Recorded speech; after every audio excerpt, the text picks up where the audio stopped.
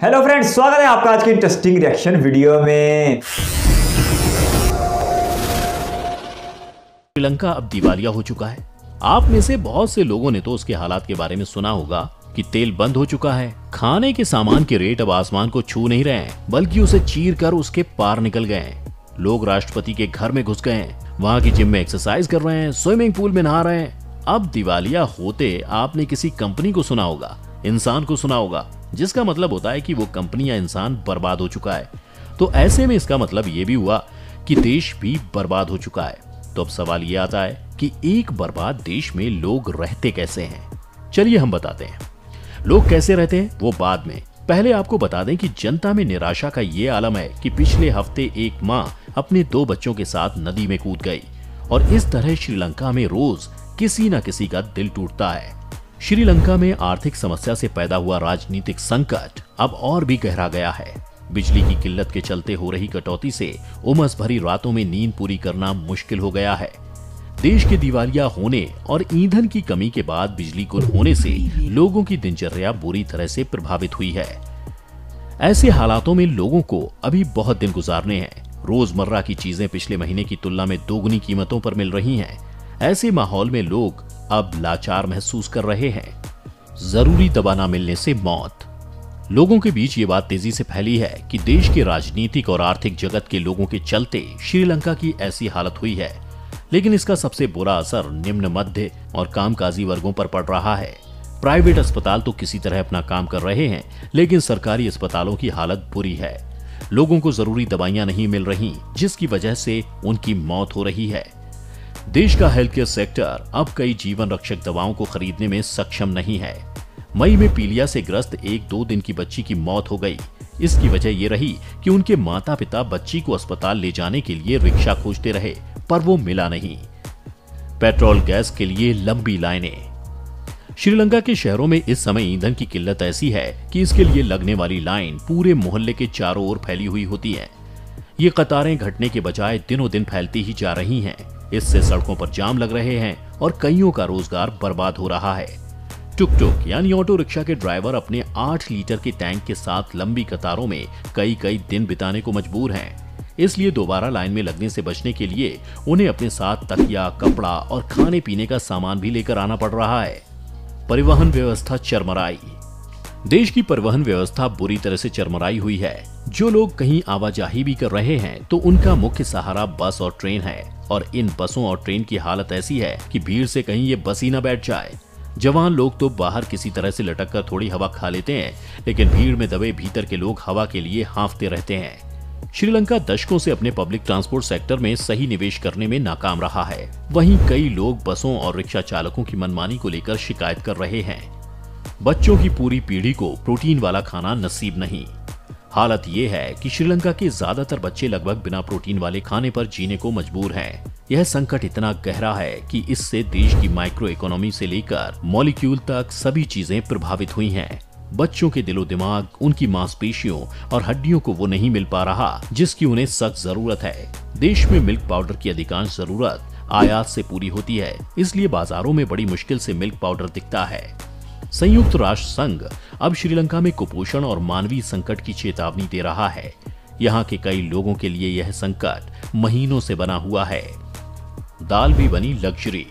कामगार लोगों के मोहल्लों में लोग मिलजुल कर खाना बनाने लगे हैं, ताकि बनाने में सबसे आसान चीजें जैसे चावल और नारियल का सांबोल तैयार हो सके। हालत यह है कि पूरे दक्षिण एशिया के इलाके में लोगों के खानपान का मुख्य आहार दाल भी एक लग्जरी की चीज बन गई है। श्रीलंका में कभी ताजा मछलियां भरपूर मात्रा में मिलती थीं और वे सस्ती भी होती थीं, लेकिन अब मछली पकड़ने वाली नावों का समुद्र में पहुंचना मुश्किल है, क्योंकि डीजल है ही नहीं।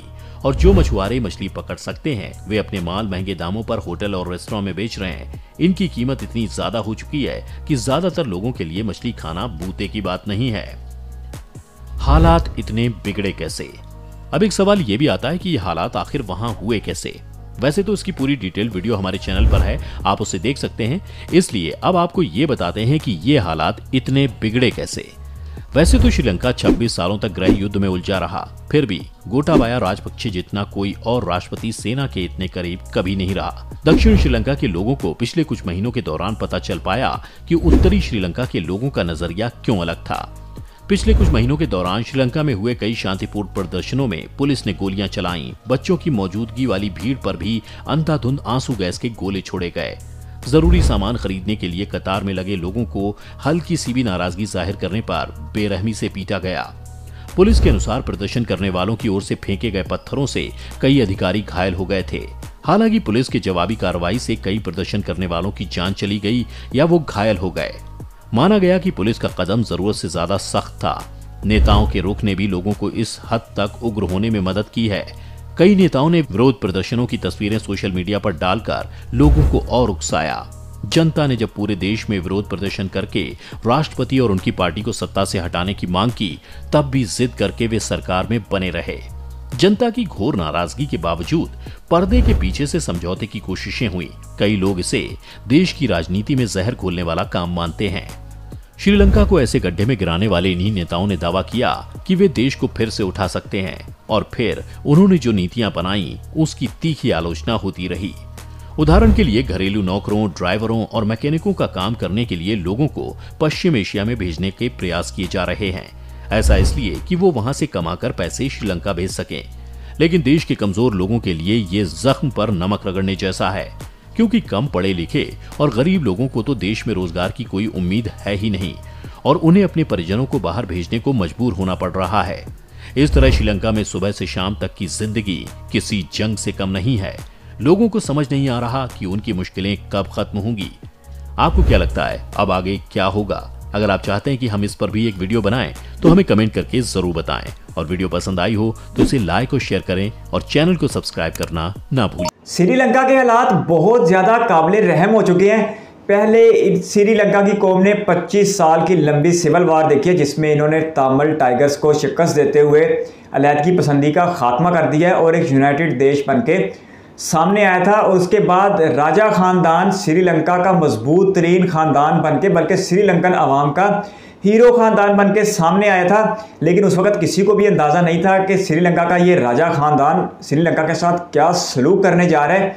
5 भाई हैं ये सदर, एक भाई सदर बन गया, एक वज़ीर आज़म बन गया, और 3 भाई मुख्तलिफ तगड़े ओहदों पर मिनिस्टर बना दिए गए। और इस ख़ानदान ने फिर लूट मार का वो बाज़ार गर्म किया कि आज श्रीलंका के 2 करोड़ से ज़्यादा अवाम की ज़िंदगी अजाब बन के रह चुकी है। जब इस श्रीलंका ने आज से चंद माह पहले अपने आप को डिफ़ॉल्ट होने का ऐलान किया, उसके बाद से श्रीलंका में हर आने वाला दिन हर गुजरे हुए दिन की से भी ज़्यादा मुश्किल होता चला जा रहा है। और कोई ऐसा लम्हा श्रीलंका की अवाम की ज़िंदगी में नहीं आ रहा जो उनके लिए कहीं से बेहतरी ले आए। अगर मौसम की बात करें तो इस वक्त श्रीलंका में शदीद हबस का मौसम चल रहा है, और इस मौसम में बिजली वैसे तो 12 महीने बहुत ज़रूरी है, लेकिन इस मौसम में बहुत ज़्यादा ज़रूरी हो जाती है, क्योंकि हब्स के दिनों में आराम के लिए फिर मौका बिल्कुल भी मैसर नहीं आता बिजली की अदम मौजूदगी में। लेकिन सरकार के पास बिजली बनाने के लिए पेट्रोल नहीं है, इसीलिए श्रीलंका में 12-12, 14-14 घंटे तक बिजली गायब रहती है। और अगर दूसरी चीज़ों की बात करें तो उसने तो सच में हैरत में मुब्तला कर दिया, बल्कि अफसोस के मकाम पर ला खड़ा किया कि श्रीलंका के अवाम को पेट्रोल के लिए कितनी लंबी लंबी लाइनों में लगना पड़ता है। टुक टुक वालों के लिए पेट्रोल नहीं है, बसों में सफ़र करो तो सीटें नहीं हैं, हत्ता के जान बचाने वाली अद्वियात नहीं है, बच्चों के लिए बुनियादी ज़रूरत के मुताबिक खुराक दस्तयाब नहीं है, बिजली दस्तयाब नहीं है, और सब्ज़ी इतनी ज़्यादा महंगी हो चुकी है कि हर चीज़ों की कीमतें दिनों में दुगनी होती दिखाई दे रही हैं। और दाल जैसी एक आम सी चीज़ भी श्रीलंका में एक लग्जरी आइटम बन के सामने आ रही है। और गरीबों के मोहल्ले में तो सूरत हाल इस कदर ख़तरनाक हो चुकी है कि लोग अकेले अकेले खाना बनाना भी अफोर्ड नहीं कर पा रहे, क्योंकि उनके पास खाना बनाने के लिए गैस या लकड़ियाँ भी दस्तयाब नहीं है। इस सूरत में पूरा मोहल्ला या मोहल्ले के 8-10 घर मिलके खाना पका लेते हैं, ताकि हर एक के हिस्से में कम कम अखराजात आएँ और ज़िंदगी को धक्का लगाया जा सके। लेकिन श्रीलंका का ये राजा ख़ानदान और इसके सदर, जो अब श्रीलंका से फ़रार होने के बाद मालदीव गए, और मालदीव से फ़रार होकर वो सिंगापुर गए, और सिंगापुर जाकर बिल आखिर उन्होंने इस्तीफ़ा दे दिया। लेकिन उन्होंने इस्तीफ़ा देते देते भी बहुत ज़्यादा देर कर दी। श्रीलंका की आवाम शायद अप्रैल की शुरू में डिफ़ॉल्ट श्रीलंका ने खुद को करार दिया था, उसके बाद से हालात बहुत ज़्यादा ख़राब होना शुरू हो गए थे। लेकिन सदर और वज़ीर आज़म अपने ओहदों पर चिपके रहे, और उनका ख्याल था कि अवाम का ये गुस्सा चंद दिनों में ख़त्म हो जाएगा, लेकिन ऐसा बिल्कुल भी नहीं हुआ। चंद दिन पहले श्रीलंका के अवाम ने राष्ट्रपति भवन यानी सदर के घर पे, वजीर आजम हाउस पे और अहम तरीन सरकारी इमारतों पे कब्जा कर लिया था। जैसे वीडियो में दिखा रहे थे कि श्रीलंका के जो बादशाह सदर थे वो तर्ज ज़िंदगी तो उनका बादशाहों वाला था।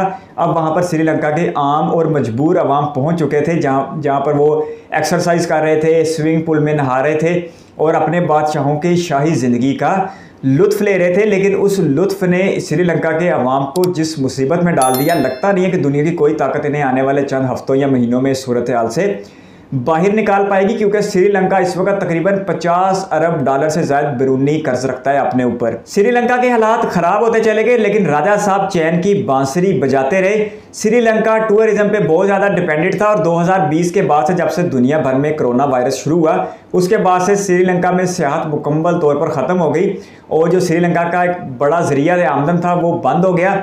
लेकिन उस वक्त राजा साहब ने मुश्किल फ़ैसले लेने की बजाय अवाम को गलत मालूमात दी और कहा कि बस कुछ अरसे में हम इस मसले से निकल जाएंगे और वो चीन से बड़े बड़े कर्जे हासिल करते रहे, दुनिया के दूसरे इदारों से बड़े बड़े कर्जे हासिल करते रहे बड़े इंटरेस्ट रेट पे। लेकिन बिल आखिर वो वक्त आया जब श्रीलंका गैर मुल्की कर्जे को उतारने के लिए उसके पास पैसे नहीं बचे और उसने खुद को डिफ़ॉल्ट करार दे दिया। उसके बाद से श्रीलंका की करेंसी की कीमत बहुत तेज़ी से नीचे आई और अब दुनिया का कोई मुल्क, चीन जो श्रीलंका को मुआशी तौर पर इस नहज पे पहुंचाने वाला है, आज चीन कहता है कि लंका जाने राजा जाने, हमारा इससे कोई लेन देन नहीं, हमने तो कर्ज अपने मफादात के लिए दिया था। चीन ने श्रीलंका की बंदरगाह हम्बनटोटा के ऊपर जो कब्ज़ा किया है आने वाले शायद 100 वर्षों के लिए, उसके बदले श्रीलंका का जो मिला वो सच में दुनिया के लिए एक सबक होने जा रहा है। वैसे यहाँ पर मैं ये बात ज़रूर करूँगा कि आपके माइंड में शायद ये बात चल रही हो कि मैं भी एक पाकिस्तानी हूँ, तो पाकिस्तान भी चाइना के खस के जाल में फंस चुका है। लेकिन पाकिस्तान की सूरत हाल को श्रीलंका की सूरत हाल से कंपेयर करना बिल्कुल भी मुनासिब नहीं होगा, क्योंकि इन दोनों ममालिक में बहुत ज़्यादा फ़र्क है। खैर, अब हम श्रीलंका में वापस चलते हैं और देखते हैं कि क्या इन लोगों की ज़िंदगी में फ़र्क आएगा या नहीं, क्योंकि इस वक्त आलमी मईशतें बहुत बुरे हालात से गुजर रही हैं और ख़ुद अमेरिका जो दुनिया की ताकतवर मईशत कहलाता है 40 साल की बुलंद तरीन महंगाई में से गुजर रहा है और वहाँ पर इस वक्त शरह सूद यानी इंटरेस्ट रेट भी अपने दहाइयों के बुलंद तरीन रेट पर है, जिसकी वजह से इस अमेरिका में महंगाई बहुत ज़्यादा हो चुकी है और अमेरिकी लोगों का लाइफ स्टाइल भी हिल के रह गया है। ऐसे में पिछले दिनों ही आलमी इदारों ने पेशगोई की थी कि अगर हालात ऐसे ही रहे और आलमी मईशत इसी तरह दबाव का शिकार रही तो तकरीबन 70 के करीब ममालिक ऐसे हैं जिनकी मईशतें डिफ़ॉल्ट कर सकती हैं, यानी वो ममालिक बड़े बड़े अदारों का या दूसरे ममालिक का कर्ज अदा करने के काबिल नहीं रहेंगे। तो ये बहुत बड़ी तादाद है और आलमी मईशत दानों के लिए इस वक्त एक बड़ा लम्हा फ़िक्री है कि आखिर दुनिया की मईशत को किस तरह चलाना है, जो छोटी छोटे मुल्कों की छोटी छोटी मईशतों को बचाया जा सके। श्रीलंका के लिए हम अच्छी उम्मीद रखते हैं कि यहाँ पर हालात बहुत ज़्यादा बेहतर हो जाएँ और जल्दी हो जाएँ, लेकिन ख़ुद श्रीलंका के वज़ीर आज़म कह चुके हैं कि आइंदा कम से कम 4 से 6 माह में तो बेहतरी की कोई भी उम्मीद नहीं है। और श्रीलंका को ये श्रीलंका के 2 करोड़ से ज़्यादा अवाम को ये मुश्किल और मुसीबतों भरा वक्त सब्र और तहम्मुल के साथ गुजारना होगा। श्रीलंकन हुक्काम का कहना है कि इंडिया के सिवा किसी भी बड़े या छोटे मुल्क ने उनकी कोई ख़ास मदद नहीं की, लेकिन आखिर इंडिया भी कब तक श्रीलंका की मदद कर सकता है। और बिल आखिर श्रीलंका को अपने पाँव पर खुद खड़ा होना पड़ेगा, उसके लिए चाहे उन्हें महीनों का इंतज़ार करना पड़े या साल ब साल मेहनत करनी पड़े, क्योंकि अब वो ज़माना बिल्कुल भी नहीं रह गया जब दीवारों के अंदर बसाया गया शहर महीनों और हफ्तों तक लड़ाई करके अपने आप का दिफा कर सकता था। अब तो जितनी ज़्यादा बॉर्डर की सिक्योरिटी ज़रूरी है उतनी ज़्यादा इकॉनमी की और फूड की सिक्योरिटी भी ज़रूरी है। यही वजह है कि श्रीलंका में अब हफ्ते में 4 दिन काम होता है और 3 दिन श्रीलंका की हुकूमत इस बात पर जोर दे रही है कि अवाम खेती बाड़ी करे और अपने खाने के लिए अपना रिस्क जो है वो खुद उगाए। बहुत मुश्किल वक्त है श्रीलंका के अवाम के लिए। आपके कीमती वक्त का शुक्रिया। अगर आप भी किसी वीडियो पर रिएक्शन चाहते हैं तो अपनी कीमती राय कमेंट बॉक्स में ज़रूर दीजिएगा। इस वीडियो को कीमती समय देने के लिए बहुत सारा धन्यवाद।